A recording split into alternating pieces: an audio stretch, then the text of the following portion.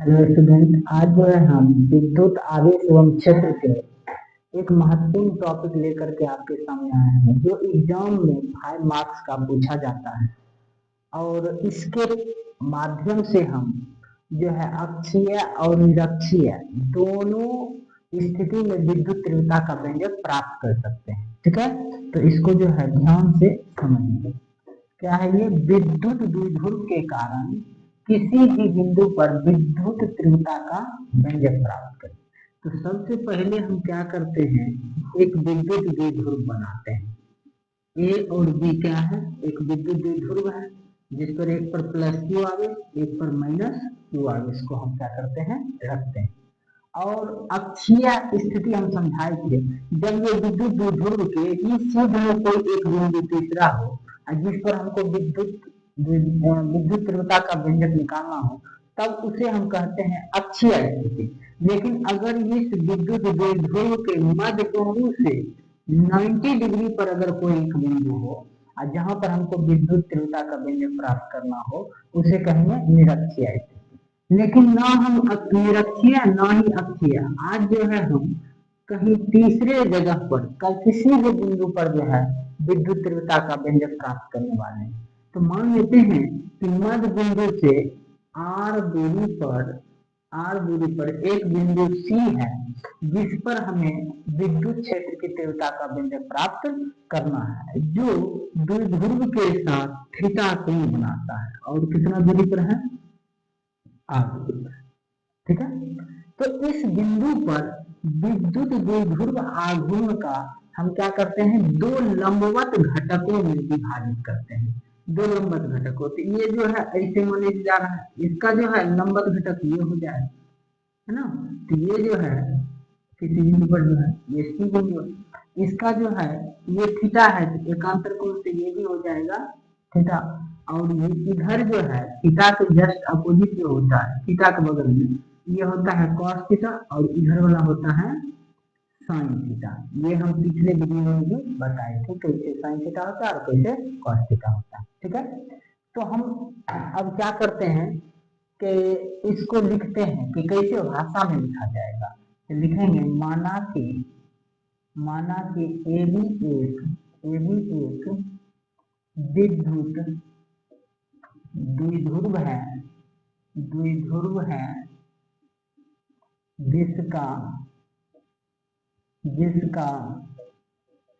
द्विध्रुव आघूर्ण P बराबर P गुना 2L है। ठीक है, मध्य बिंदु से द्विध्रुव के मध्य बिंदु O से R दूरी पर एक बिंदु C है जिस पर विद्युत तीव्रता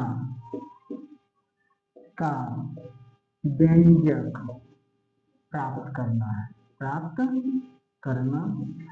ठीक है, तो हम जो है इतना भाषा जो इसमें हम किए हैं उसी भाषा को लिख दिए हैं। ठीक है, तो अब हम क्या करते हैं कि लिखते हैं चित्र से हम क्या करते हैं, बिंदु C पर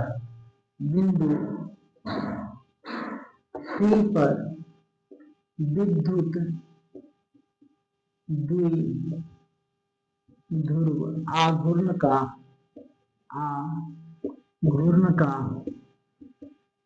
दो लंबवत घटक में विभाजित यहाँ जो है दो लंबवत घटकों में विभाजित करते हैं, जिसके कारण C से इधर मान लेते हैं अपना जो है कोई बिंदु B और ये मान लेते हैं E। तो क्या है, इस सीधी दिशा में P cos थीटा इसका घटक होगा और जो है CE दिशा में इसका घटक हो जाएगा P sin थीटा।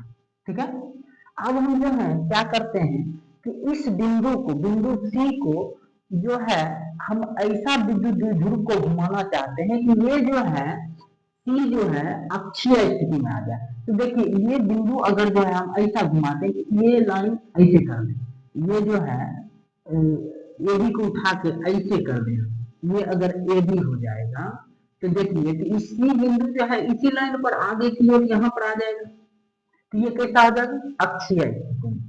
ठीक है, ये हो जाएगा अक्षीय स्थिति में। तो यहाँ पर जो है हम इसको ऐसे बढ़ा लेते हैं, ऐसे जो है लाइन को हम ड्रॉ करते हैं कि ये मान लेते हैं कि ये अक्षीय, ये ए हो जाएगा और ये क्या हो जाएगा बी। मान लीजिए ये जो है यहाँ पर आ गया आकर बी। ठीक है, तो ये जो है दोनों क्या आ गया अक्षीय स्थिति में।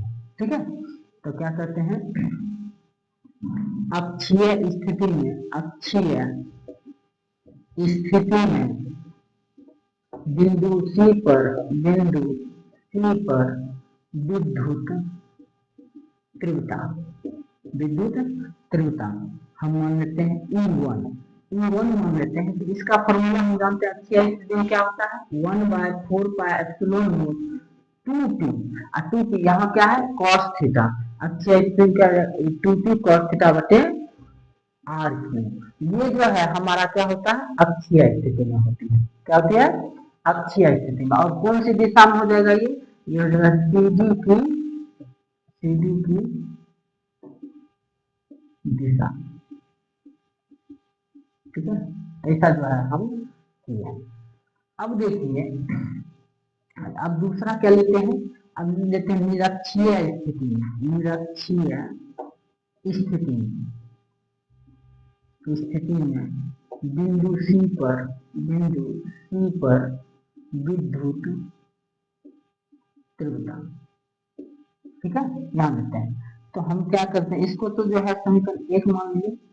अब जो है निरक्षीय स्थिति में भी फॉर्मूला जानते हैं E2 जो है ये हो जाएगा 1/4πε0 p sin थीटा। यहाँ पर निरक्षीय स्थिति में तो 90 डिग्री होना चाहिए और इसको जो है ऐसे घुमा देना है। आपकी बात ये जो है ए है और ये क्या है बी है, ऐसे घुमा दे कि 90 डिग्री की ये लाइन जो है हमारा कितना डिग्री पर हो जाए 90 डिग्री पर हो जाए, इसी बिंदु इसके जस्ट जो है 90 डिग्री पर हो। तो p sin थीटा बटे r क्यूब, और ये जो है किसकी दिशा में हो जाएगी सीई की दिशा में, सीई की दिशा। ठीक है, तो इसको समीकरण कितना मान लेंगे 2।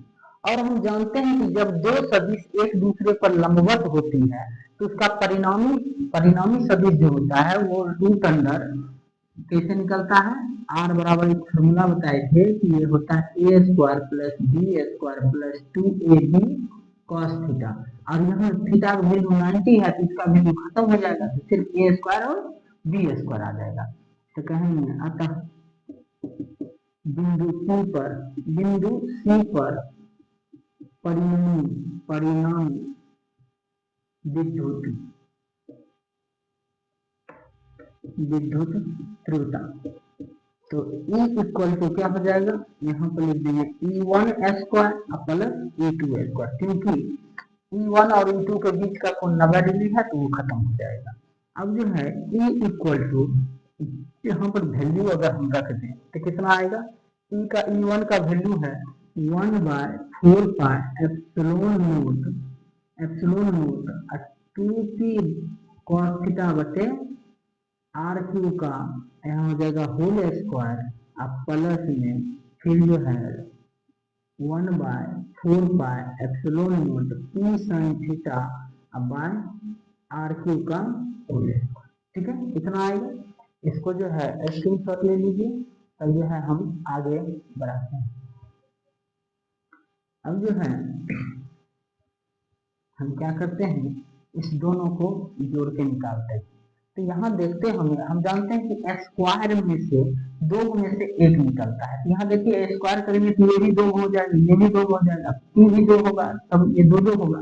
तो यहाँ पर जो है हम अगर स्क्वायर से निकालें तो यहाँ निकलेगा 1/4πε0, p भी एक निकल जाएगा, r क्यूब भी एक निकल जाएगा, लेकिन 2 नहीं निकलेगा क्योंकि 2 इसमें नहीं है, इसलिए कॉमन करके नहीं निकला, ये हो गया 4। और यहाँ पर cos थीटा भी नहीं निकलेगा तो ये हो जाएगा cos स्क्वायर थीटा, और जो है यहाँ पर ये सब निकल गया, साइन थीटा नहीं निकला तो ये हो जाएगा साइन स्क्वायर थीटा।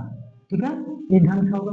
अब इसको जो है हम क्या करते हैं, T by R Q root under, अब यहाँ 4 cos स्क्वायर थीटा, और इसको जो है हम क्या करते हैं कि साइन थीटा तो 1 माइनस cos स्क्वायर थीटा। अब देखो 4 में से एगो क्या हो जाएगा, घट जाएगा। जब ये घटेगा तो हमारा कितना निकल जाएगा, ये निकल जाएगा 3 cos स्क्वायर थीटा प्लस 1। यह एक ऐसा फॉर्मूला है जिसका प्रयोग करके हम किसी भी बिंदु पर विद्युत तीव्रता का व्यंजक याद कर सकते हैं। जैसे हमें देखिए केस फर्स्ट, अगर हम देखें केस फर्स्ट में अगर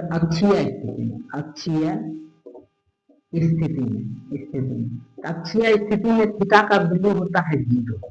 कितना देखिए 0। कैसे देखिए, ये अक्षीय अगर माने तो अक्षीय है तो लाइन पर कितना कोण बना है 0 डिग्री का, कोई एक दूसरे के साथ कोण नहीं बना रहा है। तो थीटा का वैल्यू 0 डिग्री, तो ई का वैल्यू यहाँ पर क्या निकल जाएगा 1/4 pi epsilon naught T by R के, और यहाँ हो जाएगा 3 cos स्क्वायर 0 डिग्री प्लस 1। अब ये कितना हो जाएगा 1/4 pi epsilon naught T by R Q, ये 3 हो जाएगा, cos 0 वैल्यू 1 होता है तो 3 प्लस 1, तो ये निकल गया मेरा 1/4 pi epsilon naught T by R Q और रूट ओवर 4 का वर्गमूल होता है 2, तो हम इसको लिख सकते हैं 1/4 pi epsilon naught T by 2 by R Q. हम पिछले वीडियो में भी अक्षीय स्थिति में यही फॉर्मूला आपको निकाल के बताए थे। तो देखिए इस यह फॉर्मूला से भी हम क्या कर सकते हैं, अक्षीय स्थिति में विद्युत तीव्रता का व्यंजक प्राप्त कर सकते हैं। अब जो है हम निरक्षीय स्थिति में देख लेते हैं कि यह जो है किस तरह से निकलेगा। तो हम जानते हैं दूसरा केस अगर लें, केस सेकंड, तो इसमें क्या होगा निरक्षीय स्थिति,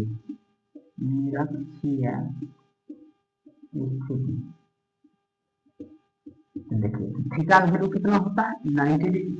निरक्षीय में मतलब क्या होता है, विद्युत द्विध्रुवीय है और इसके मध्य बिंदु पर एक बिंदु से यहाँ पर कोई बिंदु ले लीजिए, तो ये क्या हो गया निरक्षीय स्थिति में थीटा का वैल्यू हम 90 डिग्री रख देंगे, तो इक्वल टू क्या हो जाएगा 1/4 pi epsilon naught T by R Q और रूट ओवर कितना है 3 cos स्क्वायर थीटा प्लस में, मतलब 3 cos स्क्वायर 90 डिग्री प्लस में 1। अब देखिए तो ये हो गया 1/4 pi epsilon naught T by R Q और cos 90 वाला 0 होता है, ये 0 प्लस 1 हो जाएगा, ये हो जाएगा 1/4 पाई एप्सिलॉन नॉट टी बटे आर क्यू। ये निकल गया मेरा निरक्षीय स्थिति में। तो देखिए यही हम आपको पिछले वीडियो में अकेले करके निकाले थे, और यहाँ पर एक ही से पूरा जो है सूत्र निकल जाता है, इसीलिए यह बहुत ज्यादा जो है इम्पोर्टेंट हो जाता है एग्जाम के दृष्टिकोण से। ठीक है, तो अब अगले वीडियो में इससे आगे चलेंगे। धन्यवाद।